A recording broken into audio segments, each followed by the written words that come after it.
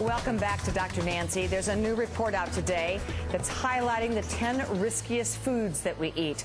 Leafy greens, eggs, tuna, oysters, potatoes, cheese, ice cream, tomatoes, sprouts, and berries. They're all on the hit list of the foods most likely to make us sick. This year, 1 in 4 Americans will get sick because of something they ate. And believe it or not, 5,000 people will die. This list was compiled by a consortium of consumer groups in an effort to get the government to do more to make our food safe.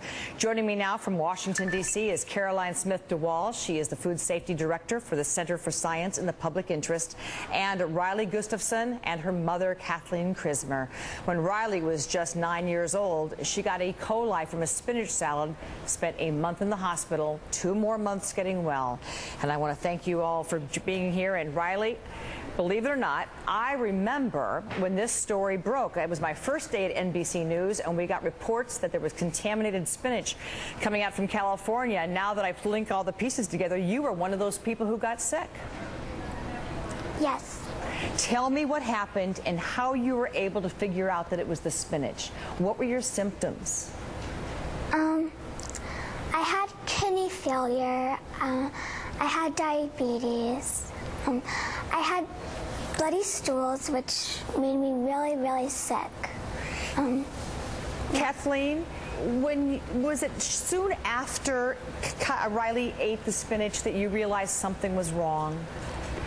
It was about 4 days after we ate it. We live in Nevada, and we had decided to go on vacation to the Bay Area in California.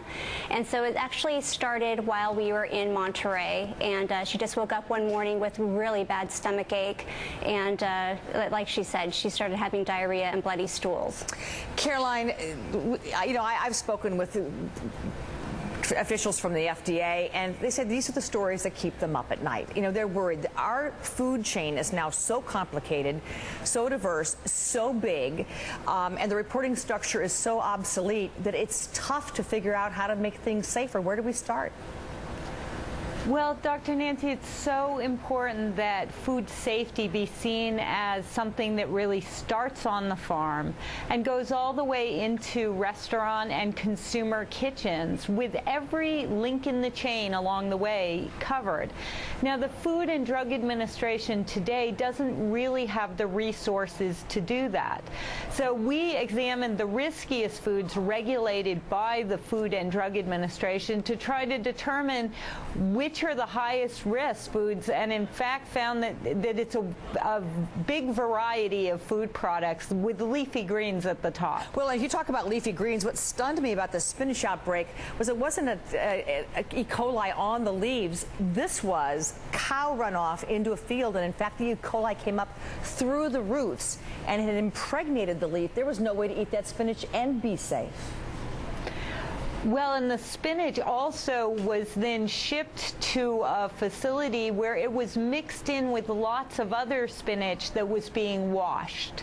And so through the wash water, the bacteria could contaminate lots of other products that were coming from farms where it was probably perfectly safe. This isn't unlike what we saw with ground beef, in fact, where one cow could infect a large volume of ground beef because of the mixing of the products. Riley, are there foods now that you won't eat or that you're extra specially careful about in your house? Yes. The food that I'm really scared about is spinach, obviously, but I'm also scared to eat other foods that get contaminated with salmonella, like peanut butter. And Kathleen, anybody else in the house get sick, or was it just Riley? Her stepfather and I had minor symptoms, but of course we didn't get anything close to what she had. And what do you do differently in the house now? Anything, or do you eat out differently? We don't eat out as much. We don't eat a lot of spinach. In fact, we don't keep it in the house at all. Anything that's green, we cook. And so a reminder, we have changed. And a reminder to everybody that one of the best things you can do to protect yourselves, it wouldn't have made a difference in your case, but boy, wash your hands. It is usually contamination when you eat out from people who don't wash their hands and then, frankly, handle the foods you eat. Caroline, Riley, and Kathleen, thanks for taking the time today. Thank you. Appreciate Thank it. you. And I'm glad you're well.